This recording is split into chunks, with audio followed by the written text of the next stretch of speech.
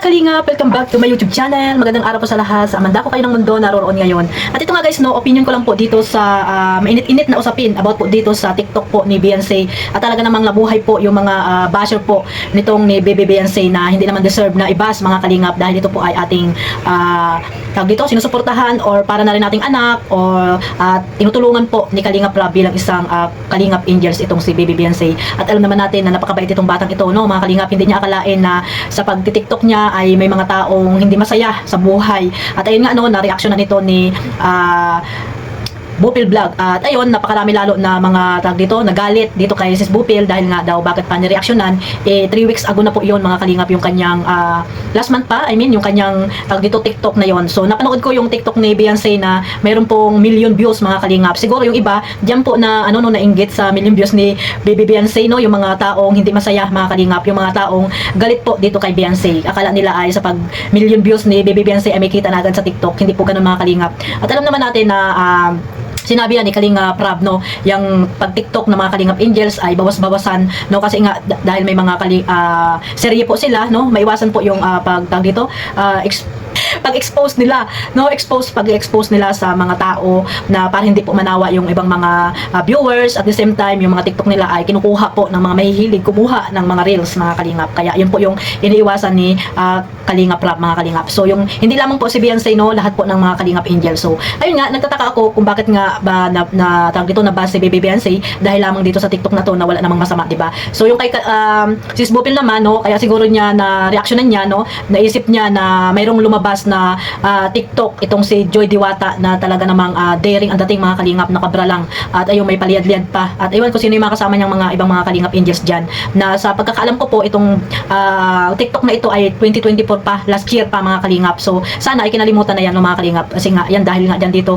kay Beyonce sa pag-reaksyon ni Kalingap ni Sis Bupil, ayun lumabas po ulit itong TikTok na ito ni Joy Diwata. So ibig sabihin mababas din dito si Joy Diwata sa nangyaring ito mga kalingap. So listen din po mga kalingap, no, na sana yung mga ganyang bagay ay iniisip muna natin mga kalingap. Sana noon pa nilabas yan, no, yung mga video na yan noon pa nireaksyonan na para naman ma-aware po yung mga Kalingap Angels. So bakit ito ngayon na hindi po sila masaya dito sa nagawa ni Baby Beyonce na binas agad nila mga kalingap, no? At matagal na rin naman yung yung TikTok ni Baby Beyonce at minsan nagti-TikTok din siya kasi nga nakikita ko po yung TikTok niya at syempre yung kanyang page mga kalingap, no, yung kanyang Facebook, minsan nag-upload din po sa Baby Beyonce dyan. So hindi niya naman siguro akalain na ganyan yung mangyayari mga kalingap, no?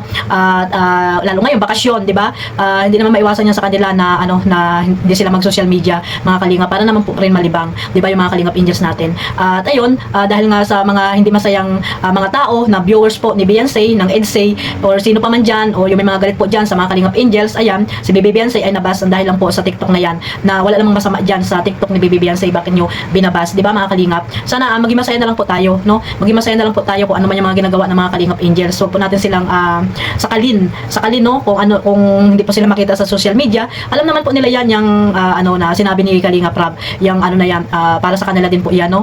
At sa mga nagre-reels nga na talagang kinukuha po ang kanilang mga TikTok para lang may upload po sa kanilang reels mga kalingap. So alam natin na si Baby Beyonce ay talagang masunurin po yan kay Kalingap Rob, no? Kung ano yung mga sinasabi ni Kalingap Rob ay sinusunod po yan. So ang pagkakaalam ko, yung TikTok na yan ni Baby Beyonce ay last month pa mga kalingap. At itong sinabi ni Kalingap Rob na sa kanyang tag dito live na bawal mag-TikTok or hindi dapat laging mag-TikTok ang mga Kalingap Angels ay last 3 weeks pa mga kalingap. So ibig sabihin na una po yung TikTok po ni Baby Beyonce mga kalingap. So hindi lang naman si Baby Beyonce ang mga nagti-TikTok dyan, napakaraming mga Kalingap Angels, no? At hindi lang kay Baby Beyonce yan dapat ina-address, dapat sa lahat ng mga Kalingap Angels, no? Si Baby Beyonce nga, di ba, simple lang sa pag-TikTok, yung iba nga dyan, di ba? Like ito, yung lumabas na TikTok ni Joy Diwata na yun, talagang sinugod din siya ng mga viewers na basher ng ibang mga love team or ng ibang mga supporters po ng mga love team. Ayun, na dahil nga nabas si Beyonce, ayun, binas din nila si Joy Diwata na dapat itong TikTok ni Joy Diwata ay hindi na mailalabas mga kalingap. Kaya ayan, nailabas na tuloy, no, nung last year pa na TikTok ay inilabas na naman ngayon kasi nga syempre hindi rin sila magpatalo, di ba? Hindi sila papayag na si Baby Beyonce ay mabas, di ba mga kalingap, lalo na yung mga nagmamahal kay Baby Beyonce. Kaya ayun, yung iba nilabas po nila yung TikTok na ito ng ako nga mismo hindi ko rin alam yung TikTok na yan ni Joy, no, na nakabra lang mga kalingap at may paliyad-liyad pa. May paliyad-liyad pa si Joy Diwata. So ayan, ang nangyari mga kalingap, nabas na pare-pareho silang mga kalingap angel. So sana no, susunod maiwasan na po yung mga ganyan na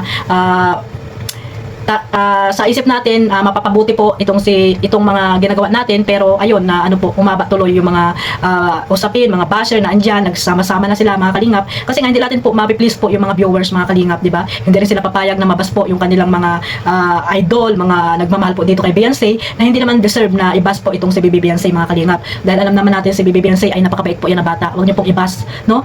Kung ayaw niyo pong panoorin, wag na lang po kayo magsalita. Salita kayo, salita, kuda kayo ng kuda, wala naman kayo naiambag dito sa bata, di ba?